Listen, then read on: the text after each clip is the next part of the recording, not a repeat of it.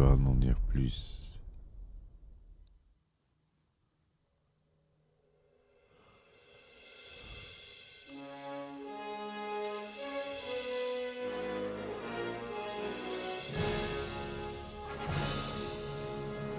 Eh ben attendez, on est en France. Allez, cul sec. Hop.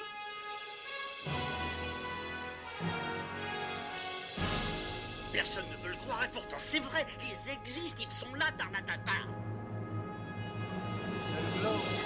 Non. Il faut qu'on pète.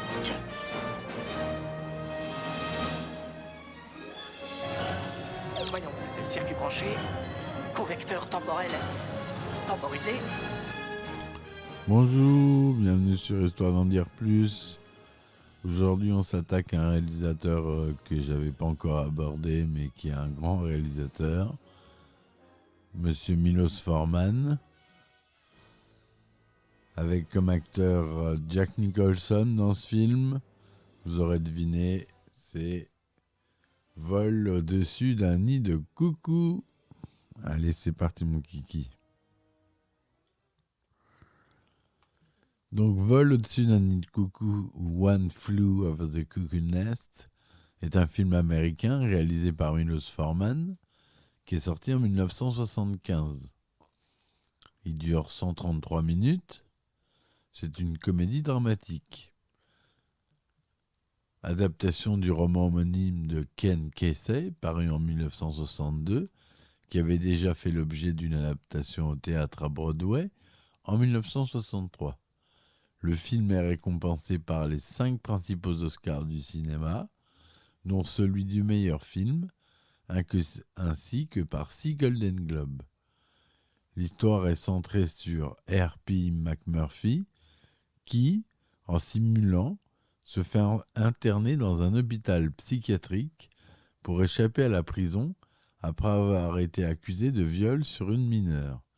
Il va progressivement être touché par la détresse et la solitude des patients. Par sa forte personnalité, il s'oppose rapidement aux méthodes répressives de l'infirmière Ratched. Dans le titre original en anglais, le terme « cuckoo », qui comme premier sens est l'oiseau coucou, désigne également en argot une personne mentalement dérangée, à l'image des patients de l'hôpital psychiatrique où se situe l'intrigue. La traduction du film en français aurait donc pu être « Quelqu'un survola le nid des dingues ». Pour la sortie du film, le distributeur français souhaita une traduction plus proche du titre original que celle de la première traduction du livre chez Stock, sorti en 1969, qui était La machine à brouillard. Le livre fut ensuite réédité avec le même titre que le film lors de la sortie de celui-ci. Donc au scénario, on a Lawrence Hauben et Bo Goldman. Adaptation du roman de Ken Kesey, on a dit. Le synopsis, en 1963, Randall P. McMurphy, joué par Jack Nicholson, est un sociopathe de 38 ans condamné à une peine de travaux forcés pour diverses agressions et un viol sur mineur. Il simule l'aliénation pour se faire interner et ainsi sortir de l'établissement pénitentiaire où il était incarcéré. Le directeur de l'asile n'est pas dupe, mais il accepte tout de même qu'on évalue sa santé mentale pour savoir si sa place est à l'asile ou en prison. Après avoir été admis dans l'établissement, McMurphy assiste aux thérapies de l'infirmière en chef, Miss Ratched, une femme glaciale et autoritaire qui fait parfois preuve de cruauté sur certains patients et dont McMurphy va rapidement contester les règles. Le tempérament fantasque, agressif et jovial de McMurphy entraîne bien vite les autres internés à prendre conscience de la liberté qu'on leur refuse et à désobéir et à se rebeller avec lui. McMurphy comprend lui-même après être pourtant entré volontairement dans l'établissement, qu'il est moins libre ici qu'en prison, et qu'il a peut-être perdu cette liberté pour toujours. Il semble se lier d'amitié avec certains des internés, notamment avec le chef, un colosse autochtone mutique que tout le monde croit sourd et muet, et qui apparaît doux comme un agneau en dépit de son apparence physique. Malgré quelques crises de nerfs de McMurphy face à l'intransigeance de l'infirmière, au début tout se passe à peu près bien avant que les choses dégénèrent rapidement. McMurphy parvient un beau jour à organiser une sortie rocambolesque en bus dans les environs afin d'aller pêcher au bord d'un bateau. De retour dans l'établissement, il soudoie le gardien et réussit à faire entrer 2 de ses amis. Une fête s'ensuit au cours de laquelle l'alcool coule à flot. Au matin, Miss Ratched retrouve l'un des internés, le jeune Billy, dans un lit avec l'une des 2 jeunes femmes. Miss Ratched culpabilise et humilie Billy au point qu'il finit par se suicider en se tranchant la carotide, alors que McMurphy est au même moment sur le point de s'enfuir. Face à ce drame, ce dernier se ravise pour venger Billy et tente d'étrangler Ratched, qu'il tient responsable de la mort du jeune homme. La direction durcit finalement sa réaction face aux perturbations et décide de lobotomiser McMurphy. Après l'opération, le chef le retrouve dans un état végétatif et ne voyant plus de solution, il le serre dans ses bras en lui disant « Tu viens avec moi ». Il l'étouffe avec un oreiller afin de lui éviter de vivre dans cet état pour le reste de sa vie. Dans la scène finale, le chef arrache au sol un distributeur d'eau et le lance sur une baie vitrée grillagée, exécutant le plan que McMurphy avait lui-même proposé au début du film pour sortir de l'établissement sans avoir eu assez de force pour le mettre en œuvre. Le chef s'enfuit dans les montagnes de Salem et parvient à redevenir un homme libre. Voilà l'histoire de ce film qui a remporté toutes les récompenses. À la musique, on a Jack Nitzsche et Ed Bogas. Le budget du film était uniquement de 4 400 000 $. Tourné en couleur Deluxe 1,85e. Je vous l'ai dit, il dure 133 minutes. La première à New York a eu lieu le 19 novembre 1975 et la sortie nationale le lendemain. Et en France, le 1er mars 1976. Interdit aux moins de 12 ans dès sa sortie en salle. Jack Nicholson donc joue Randall Patrick McMurphy. Louise Fletcher, l'infirmière en chef Mildred Ratched. William Redfield joue Dale Harding. Brad Dourif, Billy Bibbit. Will Sampson, chef, Bromden, le géant indien. Danny DeVito, Martini. Christopher Lloyd, Tabert. Sidney Lassick, Charlie Cheswick. Scatman Crothers, Odd Letterk, le veilleur de nuit, etc., etc.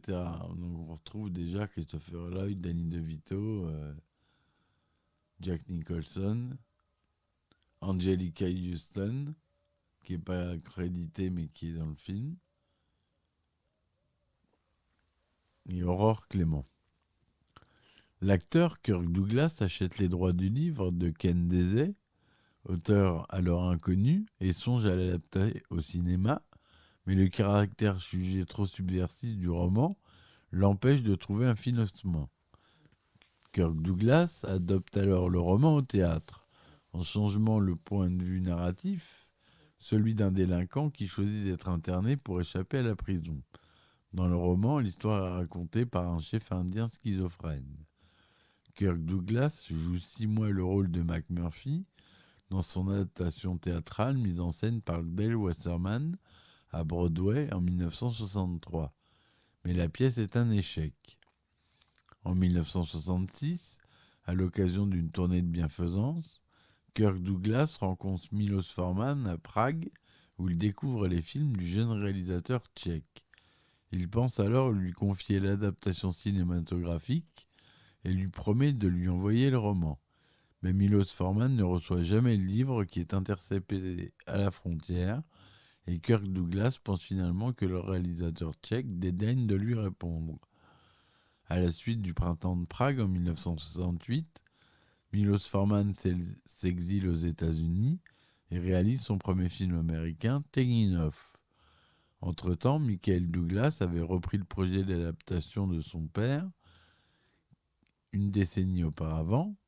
Kirk Douglas pensait là encore jouer le rôle de McMurphy, mais malheureusement la société de production le juge désormais trop âgé pour interpréter le nouveau rôle de McMurphy.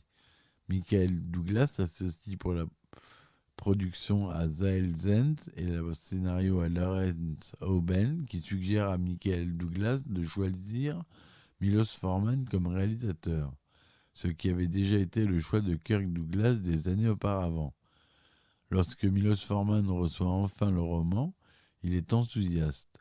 « Pour vous, ce livre, c'est de la littérature, mais pour moi, c'est la vie.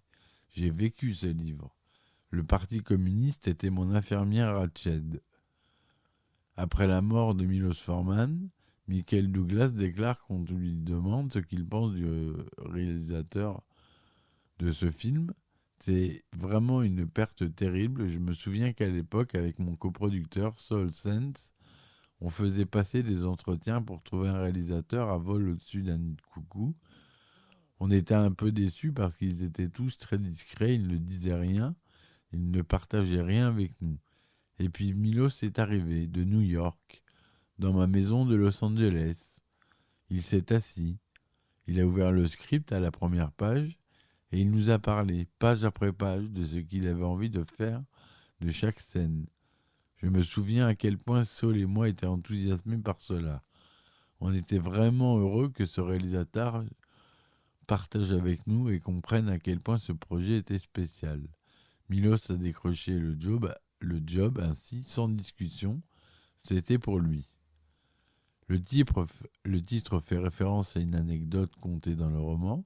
Chef Bromden dit qu'il était petit, il travaillait la prononciation de la langue anglaise avec sa grand-mère à travers une chanson dont les derniers vers étaient « Wire Briar Limber Brock, this a geese in a flock, one flew east, one flew est, and one flew of a cuckoo nest. » Fil rond, serrure souple, 3 oies dans un troupeau, l'une s'envola vers l'est, l'une vers l'ouest, et l'une passa au-dessus du nid de coucou. Les 2 morts et l'évasion finale correspondent finalement à cette description, d'autant plus que coucou n'est plus compris comme une métaphore de l'asile psychiatrique. En effet, le terme coucou désigne en anglais à la fois un oiseau et une personne mentalement dérangée, comme je vous l'ai dit au début. Ken Kesey, l'auteur du roman, a finalement été déçu du scénario du film, qu'il n'a jamais regardé. Il a accusé le scénariste d'avoir charcuté son livre. Initialement, le rôle de McMurphy devait être joué par Kirk Douglas, rôle qu'il avait déjà joué au théâtre des années auparavant. Mais comme il avait désormais presque 60 ans, le rôle lui fut retiré. Milos Forman, le réalisateur, a tout de suite pensé à Jack Nicholson. Mais celui-ci était sous contrat de 6 mois pour un autre film. Il a été proposé tour à tour à James Cain, Marlon Brando et Gene Hackman, avant de revenir à Jack Nicholson. Forman ne voyait donc personne d'autre que lui. Le rôle de l'infirmière Ratched a été offert à Faye Dunaway, Colin Dewhurst, Geraldine Page, Jeanne Moreau, Anne Bancroft, Ellen Burstyn, Jane Fonda, Angela Lansbury, et c'est Louise Fletcher qui a été choisie une semaine avant le début du tournage. Forman n'était pas sûr qu'elle pourrait le jouer correctement, bien qu'elle ait auditionné pendant 6 mois. Dans le documentaire « Il était une fois vol au-dessus d'un nid de coucou » de Godemar Antoine, Milos Forman s'exprime sur le personnage de l'infirmière Ratched, interprétée par Louise Fletcher. sur sa réticence au départ et son changement d'opinion. Pour jouer l'infirmière en chef, nous étions tous convaincus qu'il fallait quelqu'un qui personnifierait le mal. Nous avons proposé le rôle, successivement bien sûr, à 4 actrices environ qui pouvaient incarner cela. Toutes l'ont refusé. Un jour, j'ai rencontré Louise Fletcher. Louise Fletcher s'exprime à son tour sur ce rôle. Chaque fois que nous nous voyions pendant 6 mois, il me disait « Louise, ne pense plus à ce film ni à ce rôle. Tu ne l'auras pas, laisse-moi. » Milos Forman poursuit ensuite son récit. Mais peu à peu, je me suis rendu compte que ça aurait bien plus de force si le mal n'était pas aussi visible, si elle n'était que l'instrument du mal, sans savoir qu'elle était le mal incarné. En fait, elle croit aider les gens. On pense tout naturellement que cette personne est bonne. Et peu à peu, on découvre que le mal est à l'œuvre. Ça renforce bien plus l'événement dramatique. Voilà pourquoi nous avons décidé de proposer ce rôle à Louise. Brad Dourif, Christopher Lloyd, Danny DeVito, Will Sampson ont eu leur carrière lancée grâce au film. Will Sampson, chef, un authentique indien grec, était garde forestier dans un parc de l'Oregon près de l'endroit du tournage. Il a été choisi grâce à sa taille et son gabarit imposant. L'actrice Angelica Houston, qui était alors la compagne de Jack Nicholson, apparaît dans une scène de foule mais n'est pas créditée, comme je vous l'ai dit, au générique. Des personnages du film jouent leur propre rôle. Le directeur de l'hôpital psychiatrique, avec un détail intéressant, l'acteur Jack Nicholson improvisa totalement en prenant même l'initiative le visionnage d'une photographie du directeur sur le bureau de celui-ci, lequel improvisait à son tour son commentaire. Les vrais patients d'établissement que l'on aperçoit fugitivement à l'arrière-plan, et le loueur de bateau qui, surpris et rendu furieux par l'arrivée soudaine et à l'improviste de l'équipe de tournage, joua donc avec un grand naturel la surprise devant l'arrivée soudaine et l'improviste des patients dans l'établissement psychiatrique. Le tournage a eu lieu de janvier à mars 1975 dans un hôpital psychiatrique de Salem, en Oregon, le Oregon State Hospital. L'équipe a dû composer avec quelques véritables malades mentaux. Ainsi, certains personnages secondaires dans le film sont d'authentiques patients de l'hôpital. À l'exception de la scène de pêche, qui n'était pas dans le script original, et tournée en dernier à Depot Bay, un petit port de l'Oregon, les différentes scènes du film ont été tournées dans l'ordre. Voilà pour le tournage. Le film est classé 16e meilleur film de tous les temps, d'après le site de référence IMDb, avec une note de 8,7 sur 10, qui est très haut. L'Institut American Movie l'a nommé 20e plus grand film américain de l'histoire en 1998 et 33e en 2007. Le film a rapporté plus de 100 millions de dollars juste aux États-Unis. En France, il a réalisé plus de 4 700 000 entrées. Oscar du meilleur film pour les deux producteurs du film, Michael Douglas et Saul Sands. Oscar du meilleur réalisateur pour Milos Forman.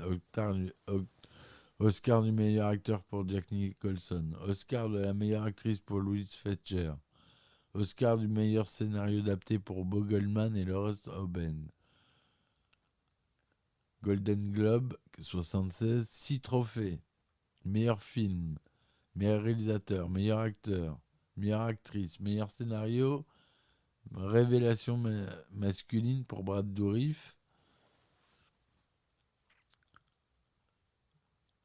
Bref, ce film, il a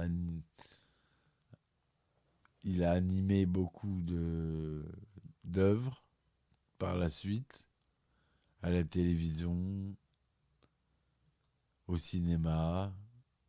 C'est vraiment un film majeur. Il faut que vous le voyez. Si vous ne l'avez pas vu, c'est un must-see.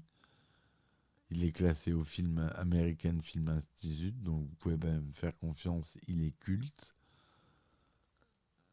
Donc, c'est un drame. Préparez-vous à pas rire. Et allez-y, Franco. Faites-moi confiance. Je raconte pas de bêtises. Si ma chronique vous a plu, j'espère qu'elle vous a plu, supportez-moi en laissant un like ou un commentaire. Abonnez-vous, ça coûte rien, c'est juste un clic. Comme ça, vous êtes au courant des nouvelles sorties du podcast. Je vous dis à très vite pour une nouvelle chronique. Merci et à ciao ciao. Histoire d'en dire plus.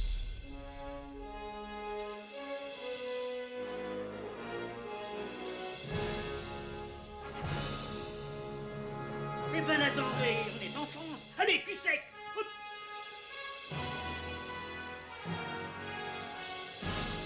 Personne ne veut le croire et pourtant c'est vrai, ils existent, ils sont là, Tarnatata.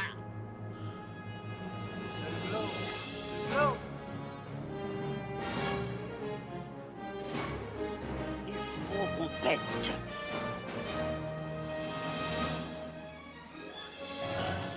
Voyons, circuit branché, correcteur temporel temporisé,